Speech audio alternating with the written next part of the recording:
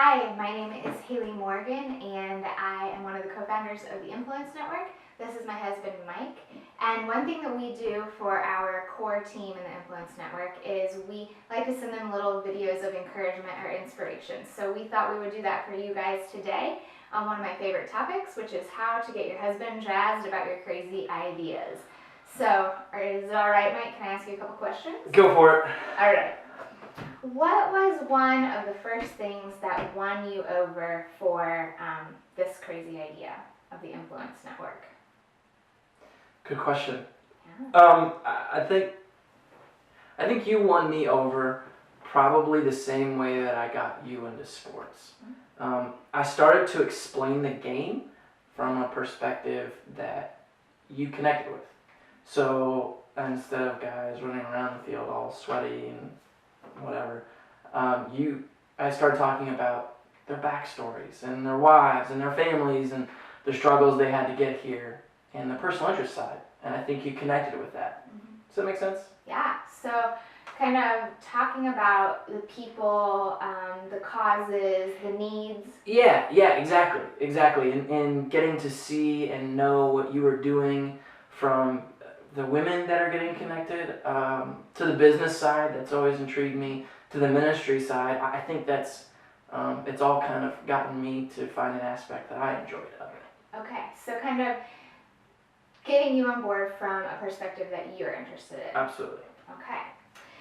So you can tell our personalities are really different. I am more of an idea person, always coming up with a crazy idea, and you're more process driven and concrete. Yes. So how do we bridge that gap in our marriage? Yes. We are very different personalities. I think especially when it comes to change and new things. You're always coming up with new ideas and thinking out creative, outside the box kind of things. And I'm very process driven and tend to be more detail oriented and more concrete thinking. And so sometimes it feels like a clash. Results based? Yeah, too? absolutely. And so I think one of the things that really helped me is I heard somebody say once, true creativity comes when you're able to be original while inside the box. So it helps me when you come up with some cool, great new thing, and then I'm kind of able to put parameters around it. So you want to try something new, and I say, well, let's try it for a week. Or, I've got this great project, and I say, that's great, can we do it for less than $20?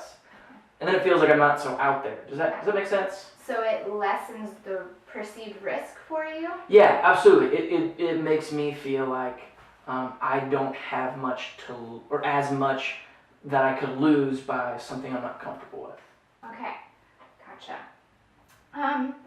How did I get you to take this passion of mine seriously? That's something that we hear from women a lot, is that their husbands or their parents or their friends don't see what they do and don't take it seriously.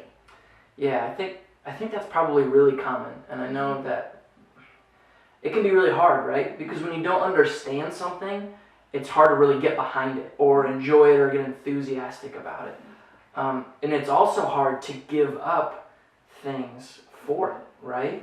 Family time or whatever, for something that you don't really understand. And I don't really fully understand everything you do with social media and all that.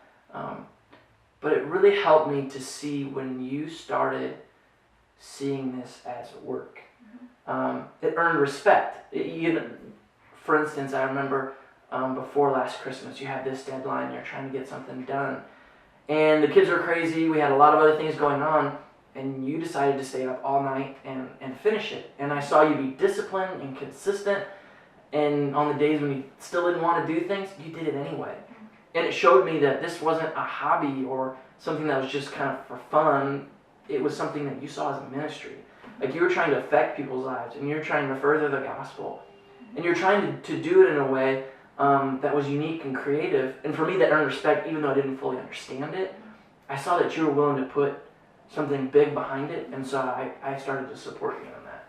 So it wasn't just like an expensive, time-consuming hobby that maybe took away from our family? Right. I mean, if you always come up with something new and you're always switching from whatever, knitting to cooking to whatever, you know, and it's always something new every 2 weeks, it's hard to say, yeah, let's throw more money or throw more time or Totally. leverage more resources for it. But when you find something that you're passionate about and you're consistent and disciplined, I think it really went a long way for me.